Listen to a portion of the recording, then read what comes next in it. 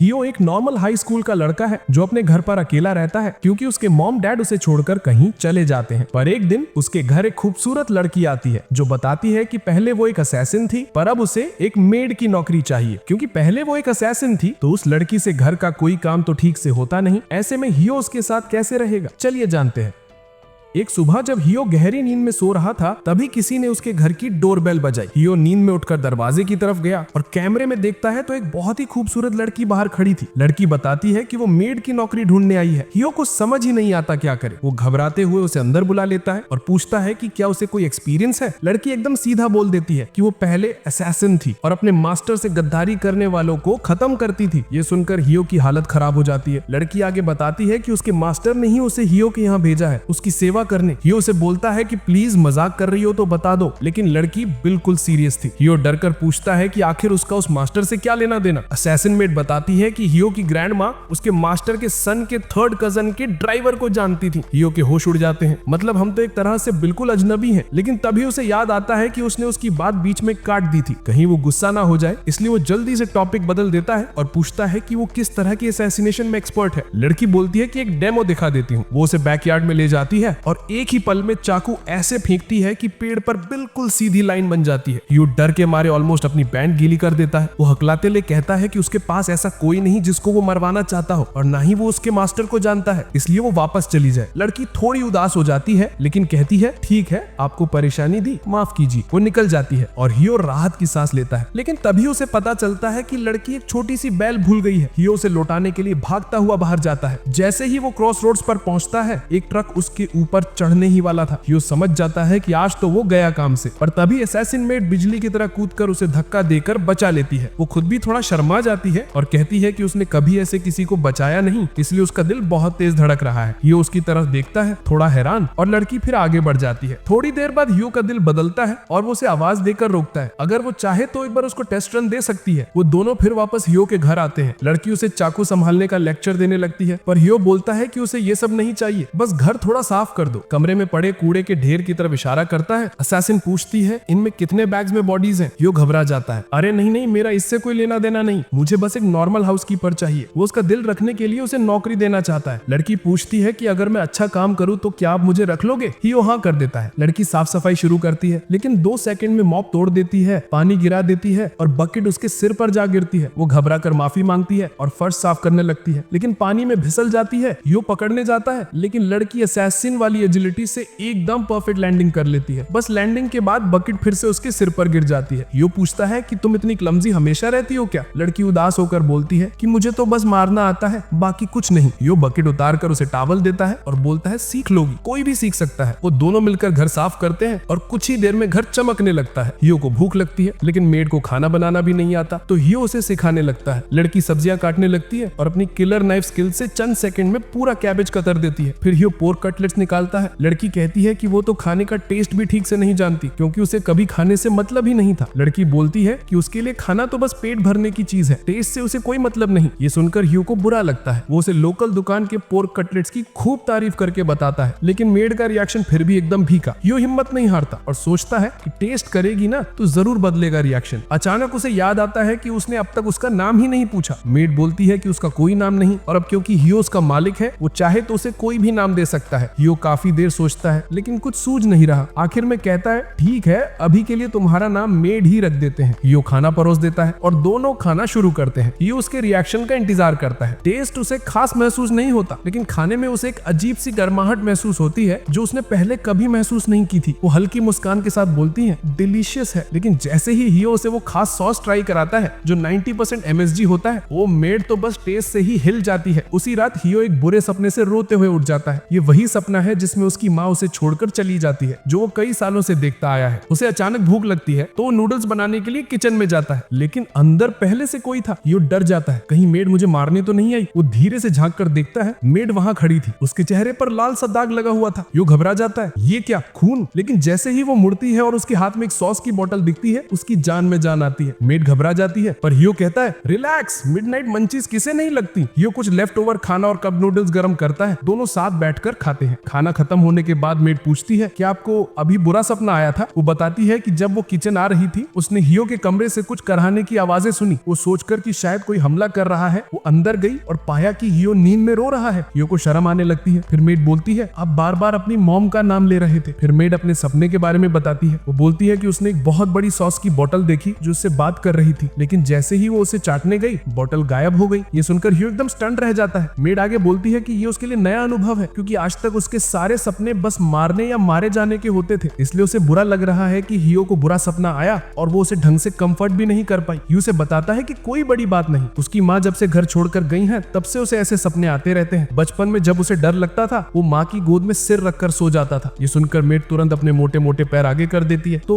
आप मेरी गोद में सो जाओ। हियो चौंक जाता है। नहीं, मैं बच्चा नहीं हूँ और किसी भी अनजान की गोद में नहीं सो सकता। ये सुनकर मेड का चेहरा उतर जाता है। उसे अपने पुराने मालिक की बातें याद आने लगती हैं कि वो किसी काम की नहीं, बस मारने के ही लायक है। उसे ठंड महसूस होने लगती है। तभी हियो धीरे से अपना सिर उसकी गोद में रख देता है। मेड का दिल पिघल जाता है। वो धीरे से कहती है आप जितनी देर चाहें ऐसे ही सो सकते हैं। अगले दिन मेड कूड़े कचरे को छोटे छोटे टुकड़ों में काटकर कॉम्पैक्ट बना रही होती है। हियो उसकी स्किल्स देखकर दंग रह जाता है। हियो जब ट्रैश बाहर फेंकने जाता है उसके दरवाजे पर एक छोटा सा पपी रखा हुआ मिलता है। हियो गुस्से में कहता है क्या मेरा घर कोई ऑर्फनेज है? हर तरह के जानवर यहीं छोड़ जाते हैं क्या? मेड बॉक्स में लगी चिट्ठी निकालती है। उसमें लिखा था ओनर ने पपी लिया था सोचकर कि स्मॉल ब्रीड होगा, पर ये तो बड़ी नस्ल का निकला। उसके पास न पैसे हैं न टाइम, इसलिए उसने इसे कॉलोनी के सबसे अमीर दिखने वाले घर के सामने छोड़ दिया और उम्मीद करता है कि ये पपी ही पाल लेगा। हियो सिर पकड़ लेता है। बस यही बाकी था। हियो को पपी पालने में दिक्कत तो लग रही थी, लेकिन फिर भी वो उसे अपनाने का फैसला कर लेता है, क्योंकि इतनी गर्मी में बाहर छोड़ देने पर वो मर भी सकता है। हियो की ये बात सुनकर मेड के पुराने घाव ताजा हो जाते हैं। वो कहती है बिना सोचे किसी की जान बचाना हमेशा सही नहीं होता। जिन्हें छोड़ दिया जाता है उन्हें खुद मजबूत बनकर जीना सीखना चाहिए। वो हियो को समझाती है कि अगर उसने डॉग पर दया दिखाई तो आगे चलकर उसे पछतावा भी हो सकता है। हियो शांत आवाज में जवाब देता है मेरा दिल इतना भी पत्थर का नहीं है। इंसान बस इतना करता है कि जिसे बचा सकता है बचा लेता है। वो पपी को उठाकर अपनी बाहों में लेता है और मेड से पूछता है कल तुमने मुझे सिंपैथी में बचाया था या बस इंस्टिंक्ट थी किसी को बचाने की? फिर वो पपी को अंदर ले जाता है। घर के अंदर आकर हियो पपी को देखता है। वो छोटा फ्लफी और काफी क्यूट का। हियो पूछता है तुम भी पकड़ना चाहोगी? मेड तुरंत पीछे हट जाती है। नहीं। हियो पूछ लेता है कहीं तुम डॉग से डरती नहीं हो? वो शर्माते हुए हाँ कह देती है। हाँ थोड़ा डर लगता है, लेकिन फिर भी कहती है कि लेकिन अगर आप ऑर्डर दें कि इसे पकड़ूं तो मैं मान जाऊंगी। हियो कहता है कि तुम्हें खुद को मजबूर करने की जरूरत नहीं, पर डर लगता क्यों है? मेड बताती है कि जब मास्टर मुझे असैसिन बनने की ट्रेनिंग दे रहा था वो मुझे जंगल में छोड़ देता था जंगली कुत्तों के बीच, वहीं से ये डर आया। हियो घबरा जाता है। ये तो बड़ी दिक्कत है क्योंकि पपी तो यहीं रहेगा। मैं तो चाहता था कि तुम उसकी केयर में मेरी मदद करो। उसकी बात मेड के दिल पर लगती है। वो बेकार महसूस करने लगती है और यूजफुल बनने के लिए डर का सामना करने का फैसला करती है। वो बोलती है क्या मैं इसे पकड़ के देख सकती हूँ? हियो पपी उसके हाथ में देता है। मेड डर के चलते ऐसे कांपने लगती है जैसे पुराना नोकिया फोन वाइब्रेशन मोड पर हो। पपी उसकी बाहों में शांति से लेट जाता है। हियो हंसते हुए पूछता है अच्छा इसमें डरने वाली क्या बात है? मेड फुसफुसाती है इसके नुकीले दांत हैं, पंजे हैं। हियो कहता है पर ये तो बहुत इनोसेंट सा दिख रहा है। तभी पपी अचानक उसका फिंगर चबाने लगता है। मेड इतनी डर जाती है कि लगभग उसे खिड़की से बाहर ही फेंक देती है, लेकिन हियो समय रहते उसे पकड़ लेता है। मेड जमीन पर गिरकर चैन की सांस लेती है और पपी अब हियो की उंगलियां चबाने लगता है। हियो समझ जाता है कि उसके दूध के दांत इची हो रहे हैं, तो वो उसे पास की पेट शॉप ले जाता है, चेकअप कराता है और जरूरी सामान खरीदता है। घर लौटते वक्त हियो मेड को धन्यवाद कहता है शॉपिंग में मदद करने के लिए। मेड शांत स्वर में कहती है मैंने आप जैसा दयालु इंसान कभी नहीं देखा। आप जो भी ऑर्डर देते हैं वो मेरे लिए नया है। पहले मेरी जॉब सिर्फ मारना थी और गलती की कोई गुंजाइश नहीं थी, लेकिन आपने मुझे हर गलती के बाद भी माफ किया। वो हल्की आवाज में पूछती है मैं आपके लिए क्या कर सकती हूँ? क्या मैं यहाँ रहने लायक हूँ? हियो जवाब देने ही वाला था कि पपी भागने लगता है। हियो से पकड़ता है और फिर मेड से कहता है शायद तुम हमेशा से असैसिन की जिंदगी छोड़ना चाहती थी, एक नॉर्मल लड़की की तरह जीना चाहती थी। ये तुम्हारा चांस है, अब ज्यादा मत सोचो। मेड इस बारे में सोचती है। सारी जिंदगी उसने कभी ये महसूस ही नहीं किया कि वो किलिंग छोड़ भी सकती है। उसे लगता था कि उसकी जिंदगी का एकमात्र मकसद किसी को मारना ही है और अगर वो ये काम छोड़ दे तो वो बेकार हो जाएगी। तभी हियो कहता है देखो कितना खूबसूरत सनसेट है। मेड उसके पास जाकर खड़ी हो जाती है। वो सोचती है शायद अगर मैं हियो के साथ रहूं तो मैं समझ पाऊंगी कि मैं असल में क्या चाहती हूँ। हियो कहता है जब तुम पहली बार मेरे घर आई थी मैं बहुत डर गया था। मैंने कभी असली असैसिन नहीं देखी थी, लेकिन तुम्हें जानने के बाद मुझे लगा तुम अंदर से बहुत अच्छी इंसान हो। अच्छी इंसान शब्द सुनते ही मेड को वो दिन याद आ जाता है जब वो बस एक नॉर्मल लड़की थी और उसके माता पिता उसे प्यार से सहलाते थे। मेड अचानक हियो से पूछती है कि वो फिर से एक नॉर्मल लड़की कैसे बन सकती है। हियो उसे सबसे पहले उसकी असफलताओं के बारे में समझाता है। वो कहता है कि वो जो भी काम उसे देता है सब सब उसके लिए नए होते हैं, इसलिए उसका फेल होना बिल्कुल सामान्य है और उसे अपनी गलतियों का बोझ नहीं उठाना चाहिए। थोड़ी देर बाद मेड डिनर की तैयारी करने लगती है और एक आम इंसान की तरह पत्ता गोभी काटती है। उसे लगता है कि सामान्य तरीके से काम करना कितना आसान है और इसमें ज्यादा ध्यान भी नहीं लगता। तभी वो डिनर के बारे में सोचने लगती है कि अचानक छोटा पपी उसके पास आकर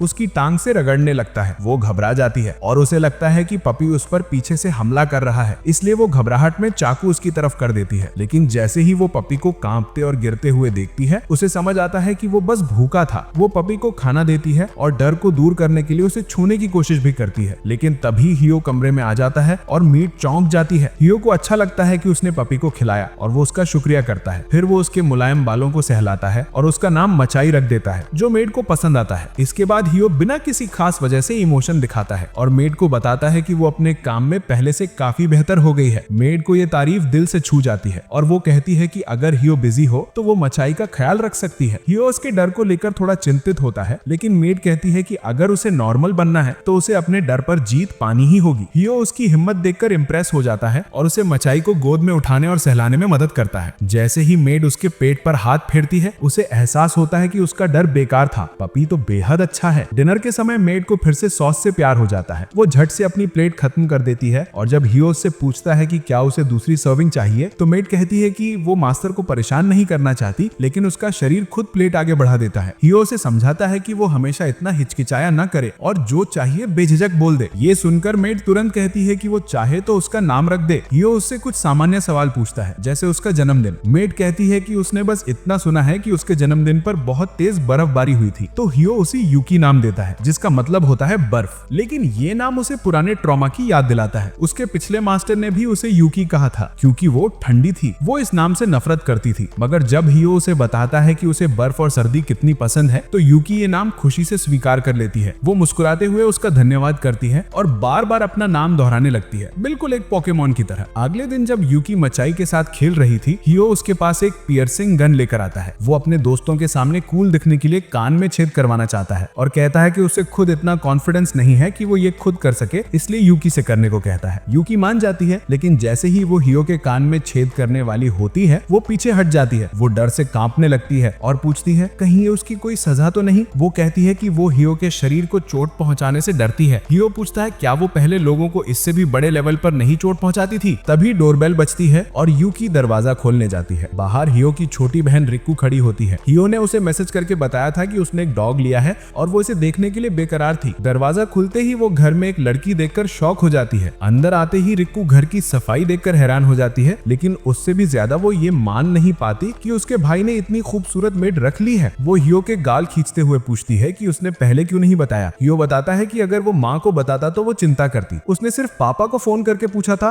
और उन्होंने बस ठीक है कह दिया। रिक्कू फिर उसके गाल खींचती है और यूकी पूछती है कि क्या भाई बहन अलग घरों में रहते हैं। ये सुनकर रिक्कू शर्म से मुड़ जाती है और हियो बताता है कि उसकी बहन को सुंदर लोग और चीजें बहुत पसंद है, इसलिए उसने उसे यूकी के बारे में नहीं बताया। अंत में दोनों लड़कियां अपना परिचय देती हैं। रिक्कू कहती है कि यूकी का नाम बहुत प्यारा है। यूकी मुस्कुराकर उसे धन्यवाद देती है और बताती है कि हियो ने उसे ये नाम इसलिए दिया क्योंकि वो पहले एक असैसिन थी और उसका कोई पक्का नाम नहीं था। हियो उसे रोकने की कोशिश करता है, लेकिन जो नुकसान होना था वो हो चुका था। रिक्कू ठहर सी जाती है जब वो ये सुनती है, पर वो यूकी से डरती नहीं बल्कि अजीब लगता है क्योंकि वो दोनों खूबसूरत भी है और जबरदस्त भी। रिक्कू उससे ऑटोग्राफ मांगती है, लेकिन उसका हैंडराइटिंग देखकर थोड़ी निराश हो जाती है, बहुत ही बच्चों और रूड था। यूकी उनकी रिएक्शंस देखकर परेशान हो जाती है और बताती है कि लिखने में वो अच्छी नहीं है पर 12 भाषाएं फ्लुएंटली बोल सकती है। रिक्कू और भी इंप्रेस हो जाती है और समर वेकेशन का प्रोजेक्ट यूकी पर बनाने का मन बना लेती है। वो यूकी से कहती है कि पहले अपनी असैसिन स्किल्स दिखाओ। हियो अपनी बहन को रोकता है और कहता है कि वो कुछ भी ऐसा ना लिखे जिससे यूकी को परेशानी हो, लेकिन रिक्कू कहती है कि वो सब फिक्शन की तरह लिख देगी। फिर वो यूकी से कहती है कि बैकयार्ड आकर अपनी एबिलिटीज दिखाए। बैकयार्ड में रिक्कू अपने सिर पर एक सेब रख के खड़ी होती है। वो यूकी की एम पर पूरा भरोसा करती है। यूकी चाकू फेंकने के लिए तैयार होती है और एकदम से सेब के बीच में मार देती है। रिक्कू का एक्साइटमेंट अपने से ऊपर नहीं रहता। वो पूछती है कि ये चाकू तुम कहां से निकालती हो। यूकी बताती है कि ये मेरे कपड़ों में छुपा रहता है। पहले तो मेरे पास 16 चाकू होते थे, लेकिन हियो ने कहा ये ज्यादा है तो अब सिर्फ 5 रखती हूँ। इतना सब पूछते हुए रिक्कू का पेट गरजने लगता है। हियो हंसते हुए कहता है लगता है लंच टाइम हो गया है। रिक्कू यूकी से कहती है कि वो उसके लिए अपनी सिग्नेचर डिश बनाए, पर यूकी के पास कुकिंग में सिर्फ कप्पा गोभी काटने की स्किल है। तो वो लोग बाहर निकलते हैं और बिग मैक्स खाने चले जाते हैं। रिक्कू बाहर समर फेस्टिवल का पोस्टर देखती है जो शाम को होने वाला है। हियो यूकी को बताता है कि वहाँ एक स्पेशल सॉस बिकता है। यूकी वो सुनकर लार टपकाने लगती है और हियो को करती है कि उसे वहाँ ले चलो। हियो खुशी खुशी मान जाता है। तीनों मिलकर फेस्टिवल में जाते हैं और शूटिंग गेम खेलते हैं। रिकू कुछ भी निशाना नहीं लगा पाती तो यूकी गन लेती है ताकि अपनी स्किल्स दिखा सके, पर वो भी निशाना नहीं लगा पाती क्योंकि गन क्रिकेट थी। इससे उसे शक होने लगता है कि कहीं वो असैसिन बनने के लिए ठीक नहीं है क्या। इसके बाद वो गोल्ड फिश स्कूपिंग पर जाते हैं जहाँ यूकी अपनी स्किल्स दिखाती है। फिर वो सॉस की दुकान पर जाते हैं और यूकी क्रैकर्स पर लगी मजेदार सॉस का आनंद लेती है। रिक्कू पानी भागने जाती है और हियो और यूकी उसका इंतजार में पास बैठते हैं। वो पूछता है कि क्या यूकी कभी फेस्टिवल्स में गई है। यूकी बताती है कि वो फेस्टिवल्स में गई जरूर है, लेकिन वो सिर्फ अपने टारगेट्स को मारने के लिए गई थी। वो उदास हो जाती है जब पुरानी यादें ताजा होती हैं। तभी फायरवर्क शुरू होते हैं और वो उन्हें देखकर दंग रह जाती है। थोड़ी देर में रिक्कू लौट आती है, बैठती है उनके बीच और सब फायरवर्क देखते हैं। फिर वे घर जाने लगते हैं। तभी एक बाइक बड़ी तेजी से उनके पास आती है। कोई चिल्लाता है कि वो रॉबर है जिसने उनका सामान चुरा लिया है। बाइक लगभग रिक्कू को भी टक्कर मार ही देता, पर यूकी ने उसे बचा लिया। हियो जाकर देखता है कि सब ठीक है, लेकिन उसे लगने लगता है कि उसकी बहन ने यूकी की किसी नई किक को जगाया है। हियो खुश है कि किसी को चोट नहीं आई, लेकिन वो बाइकर से गुस्सा है जिसने लोगों को लूट कर उनकी जान खतरे में डाल दी। वो कहता है ऐसे लोगों को सख्त सजा मिलनी चाहिए। यूकी मानती है कि यही इसका अगला मिशन है। वो एकदम स्पाइडरमैन की तरह बिल्डिंग पर चढ़ जाती है और रॉबर का पीछा करने लगती है। हियो उसे रोकने का मौका तक नहीं मिलता और रिक्कू कहती है कि उन्हें यूकी को पकड़ना होगा क्योंकि वो उसे रॉबर को मारते देखना चाहती है। वे यूकी का पीछा करते हुए छतों पर कूदते हैं। जल्द ही यूकी रॉबर को पकड़ लेती है। वो बिल्डिंग से छलांग लगाकर 2 चाकू उसके टायर्स पर फेंकती है, जिससे बाइक कंट्रोल खो देता है और एक गली में क्रैश कर जाता है। हियो और रिक्कू वहां पहुंचते हैं। जैसे ही यूकी चाकू लेकर रॉबर के पास आती है, हियो घबरा जाता है और उसे पूछता है कि उसे मारना क्यों चाहती है, पर यूकी बस रॉबर के हेलमेट पर हल्का सा टैप करती है और कहती है ये इसकी सजा है। हियो राहत महसूस करता है जब यूकी वापस मुड़ती है और बताती है कि ये सही सजा है क्योंकि जिसे उसने लूटा था वो महिला पुलिस के साथ वहां आ चुकी है और रॉबर को पकड़वाने वाली है। बाइक वाला निकल जाता है और हियो और लड़कियां घर की तरफ चल देते हैं। रिको यूकी से कहती है कि जब वो स्कूल में अपनी दोस्तों को इसके बारे में बताएगी तो सब बहुत हैरान होंगे। यूकी को उसके स्कूल के बारे में जानने की उत्सुकता होती है क्योंकि वो कभी स्कूल गई ही नहीं। रिको बताती है कि स्कूल बहुत मजेदार जगह है, उसमें दोस्त बनते हैं और बहुत कुछ सीखा जाता है। फिर रिको अपने घर की तरफ निकल जाती है। उसकी बातें सुनकर यूकी भी स्कूल जाने में दिलचस्पी लेने लगती है। वो हियो से कहती है कि शायद स्कूल जाना उसे नॉर्मल बनने में मदद करेगा। हियो भी सहमत हो जाता है, लेकिन सोचता है कि क्या उसकी उम्र में उसे स्कूल जाने की इजाजत है भी या नहीं। फिर समय बीतता है और समर वेकेशन खत्म हो जाता है। हियो स्कूल वापस जाता है और नया हाई स्कूल साल शुरू करता है। वो सोचता है कि क्या यूकी घर अकेली ठीक रहेगी। तभी उसका एक बदमाश दोस्त आता है और पूछता है कि क्या उसने सुना टाउन में एक प्रिटी मेड कॉस्प्लेयर आई है। हियो उसे सुनते ही अपना ड्रिंक बाहर फेंक देता है और फिर ऐसे बर्ताव करता है जैसे उसे कुछ पता ही नहीं, ताकि और सवाल न पूछे जाए। उसका एक और दोस्त बताता है कि उसने वो प्रिटी मेड कभी कभी लाइब्रेरी में देखी है। हियो को ये सुनकर आश्चर्य होता है, यूकी लाइब्रेरी क्यों जाती है। तभी उनके टीचर क्लास में आते हैं और बताते हैं कि आज उनकी क्लास में एक नया ट्रांसफर स्टूडेंट आया है और वो कोई और नहीं बल्कि यूकी ही होती है। हियो पागल हो जाता है उसे देखकर। टीचर उसे बताते हैं कि यूकी हियो की कजिन है और कहते हैं कि वो उसके सामने वाली सीट पर बैठे। हियो अभी भी समझ नहीं पा रहा होता कि ये सब कैसे हो रहा है। तभी यूकी मुड़कर कहती है मैं अपने मास्टर के साथ पढ़ाई करने के लिए उत्सुक हूँ। पूरी क्लास अचानक हियो से जलने लगती है। बाकी दिन हियो के लिए बहुत मुश्किल गुजरता है। स्कूल के बाद जब रिको उसे देखने आती है तो हियो बिल्कुल पत्थर जैसा हो चुका होता है। तभी हियो को पता चलता है कि ये सब कुछ रिको ने किया था। वो खुशी से कूद पड़ती है और बताती है कि यही उसकी बड़ी सरप्राइज थी। हियो थोड़ा निराश होता है, लेकिन घर जाते हुए रिको कहती है यूकी बहुत जल्दी सीखती है, उसने सिर्फ 3 दिन में सब बेसिक सीख लिए। हियो कहता है कि उसे कुछ और जानना है, जैसे यूकी ने स्कूल में एडमिशन कैसे पाया, खासकर उसकी क्लास में, और क्यों उसे अपना कजन बनना पड़ा और ये सब उससे छुपाया गया। यूकी बताती है कि ये सब रिको का आइडिया था। कजन बनने से उसकी कहानी बिलीवेबल लगती है। एडमिशन के लिए उसने अंडरवर्ल्ड की कुछ कनेक्शंस का इस्तेमाल किया था। फिर कहती है कि रिको ने उसे हियो को एडमिशन के बारे में कुछ नहीं बताने को कहा था ताकि उसकी रिएक्शन देखना मजेदार होगा। हियो थोड़ा गुस्सा होकर थप्पड़ मारता है। यूकी सोचती है कि वो नाराज हो गया होगा, लेकिन हियो कहता है कि वो नाराज नहीं बस हैरान है, और फिर कहते हैं कि अब से साथ मिलकर अपनी हाई स्कूल लाइफ एंजॉय करेंगे। अगले दिन जैसे ही लंच ब्रेक शुरू होता है, सारे स्टूडेंट कैफेटेरिया की तरफ दौड़ पड़ते हैं। वो सब स्पेशल कटसुडा ब्रेड खरीदने जा रहे होते हैं जो हफ्ते में सिर्फ एक दिन बिकता है। यूकी इसके बारे में क्यूरियस हो जाती है। हियो उसे बताता है कि कटसुडा बेकरी बहुत फेमस है और स्कूल ने उनके साथ टाई अप किया है ताकि हफ्ते में एक दिन ये स्वादिष्ट ब्रेड बेच सके। क्योंकि ये रेयर है इसलिए कुछ ही पीसेस होते हैं और सब चाहते हैं कि वो सबसे पहले खरीदें। हियो यूकी को ब्रेड के अलग अलग वर्जन्स के बारे में बताता है, जिसमें एक के अंदर स्पेशल सॉस भी होता है। यूकी को बस यही सुनना था और वो कहती है कि वो दोनों के लिए ब्रेड लाएगी। हियो उसे बताता है कि क्लासरूम कैफेटेरिया से सबसे दूर है तो ये मुश्किल होगा, पर यूकी हार मानने को तैयार नहीं। वो खिड़की से कूदकर रूफटॉप पर पहुंच जाती है। हियो उसे रुकने के लिए कहता है, लेकिन जब वो उसके चेहरे पर डिटर्मिनेशन देखता है तो समझ जाता है कि रोकने रोकना बेकार है। यूकी रेलिंग पर दौड़ती हुई पूरी तरह से अपने मकसद पर फोकस कर लेती है, ब्रेड लेने के लिए।